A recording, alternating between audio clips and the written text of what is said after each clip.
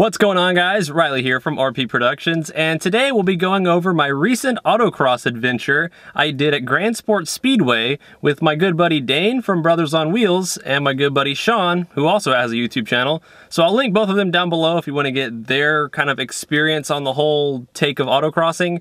But today I'll be giving you my opinions on just autocrossing in general. Hopefully I'll give some tips that will help you if you've never done an autocross. Maybe watch this before you go do one. And also I'll be sharing my results on what I beat, what beat me, and that type of thing. So without further ado, let's jump into this. All right, so I'll be overlaying some clips from that day during the autocross to kind of talk about some of the stuff that happened.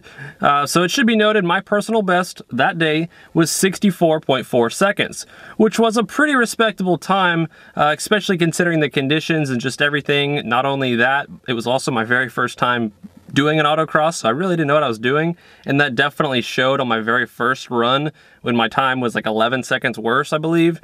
So I left that first run in that original video just to like show you my, I guess, progress after just 5 runs of autocrossing. So take it from me, somebody with very little experience of track driving, you know, you can go out there and have a ton of fun, just it takes a little bit to get used to things. But like I was saying, my personal best was a 64-second run. There was a modified Z06 Corvette there. It was a C6, and it ran a 60.1.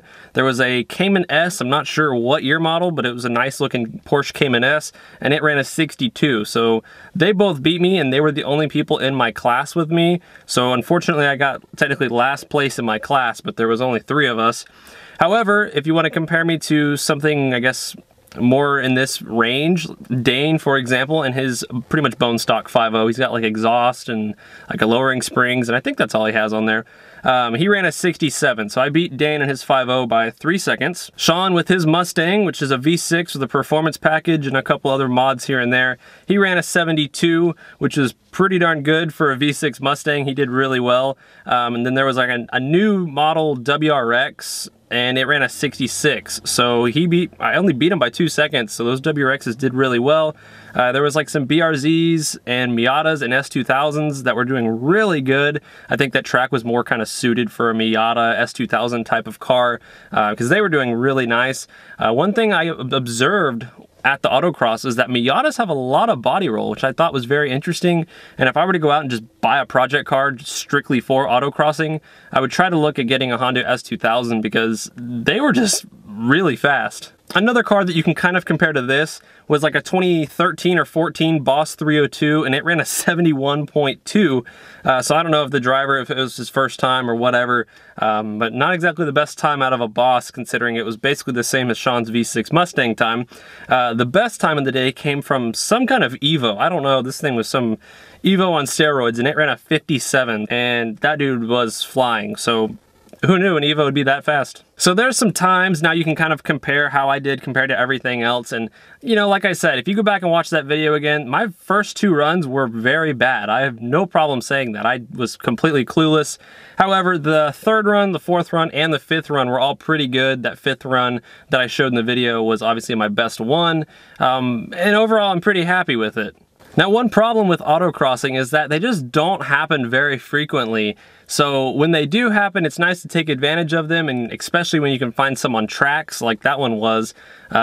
So it's just kind of hit or miss if you can find one that is, you know, work with your schedule and that type of thing. So people have been asking like, hey, are you going to autocross your car more often? It's like, yeah, I'd love to. However, there's 2 things that are bad about it. Number 1, obviously the scheduling thing. They just don't happen very often. And number 2, they eat through your tires very quickly. In fact, much quicker than I thought. Not only me, but everybody there that was at that event. It's just, autocrossing is really hard on tires. I've always heard people saying like, hey, autocrossing's hard on tires, be careful or whatever. And I'm like, yeah, whatever, I'll be fine. Well, then after I finished, I looked at my tires and I was like, they were right. It was pretty rough. So a normal track day doesn't have you, you know, slaloming through cones at 45 miles per hour, and I don't know, it's hard on the tires, it's hard on your car. I mean, any car couldn't do it, but just judging by how fast you want to go around those cones can judge how hard you're going to be on your car. And as you could see from the video, I know there's one comment that said I was out driving my car, and it's probably kind of true. I was really pushing this thing to the limits the whole day. And the car did great. I couldn't ask for any more. The only thing I had a problem with was the tires. And even the tires didn't do like a terrible job. However, I know that this car is more capable just with a good set of like Michelin Pilot Super Sports, or just a really good tire on this car would make a world of difference. And now I'm coming down to a point where I will need new tires. So my option is, do I spend $1,500 on Michelin PS4s, like the new Michelin tire, which I've heard nothing but good things about, or do I get like a cheaper version that's still supposedly just as good? They're the Continental, like, whatever they are. I'll put the name right here so you can see it. But I've heard good things about these Continental tires, and I've heard they're like Michelin Pilot Super Sports, just a little bit cheaper. So let me know in the comments below, what do you think I should do? Should I just spend the big bucks and get the Michelins that are known for being good, or should I try these Continentals out? So enough about tire talk. Let's go ahead and just talk about autocrossing in general and things that you should know. Which really isn't much. I mean, you got to show up, you have to bring a helmet. A lot of times I'll have helmets that you can just kind of rent for the day, or just some laying around that you can, you know, borrow. Some people are asking how much that event was. It was 50 bucks, which I think is a pretty reasonable price. That was like probably the best $50 I ever spent. That was so much fun. The only problem I had with that event was you would do a lap and then you'd have to go sit in the pits for like 15-20 minutes. And then go out and do another lap. So while you're sitting in the pits, you know, your car's cooling down, which is fine, but your tires would cool down as well. So then you know, start the next lap, and the first quarter of the lap, your tires would be cold again. So that was kind of a sucky scenario that you just can't do anything about. But I just thought it was cool just how big of a variety there was of just random cars that you would never think, oh, that's a race car? Like a Toyota Celica. They were running very good times. I'm sure they weren't stock. Most of the stuff at this event was not stock, so keep that in mind when I'm giving times, or if you went online and like looked at the full results. Most of the stuff there was not stock, and most of the people there were not first timers. I felt very out of place, and they actually did a thing where they're like, raise your hand if it's your first time. So I'm in the back like, me, and everyone just kind of like looked at me, and I was like, hi.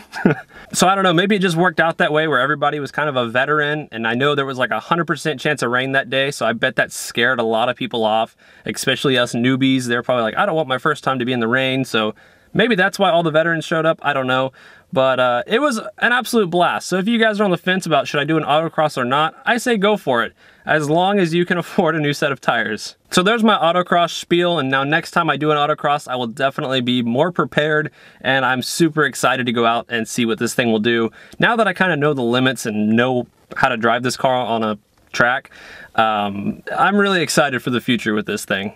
So yeah, there we go. I just wanted to give a couple updates. I wanted to just briefly talk about autocrossing more in depth, just because when I was at that autocross event, I just really couldn't sit here in front of the camera and talk because it was super windy. It started raining as we were all leaving, and I feel like I just didn't get to say what I wanted to say that day. So now I got to say it today. So I hope you guys enjoyed this video. I really like geeking out over these times, like who beat who by how much. I really love that stuff. I don't know why. So I'm sure somebody else out there is like that, where they're like, ooh, what were the times of stuff? So hope you guys enjoyed this video. Maybe you found some of the tips and just general talk informative, and had a nice little sit down talk. So I will see you guys in the next video, which will probably be a Houston Auto Show video. So we'll see how that one goes, but I'll see you guys in the next one. Take it easy.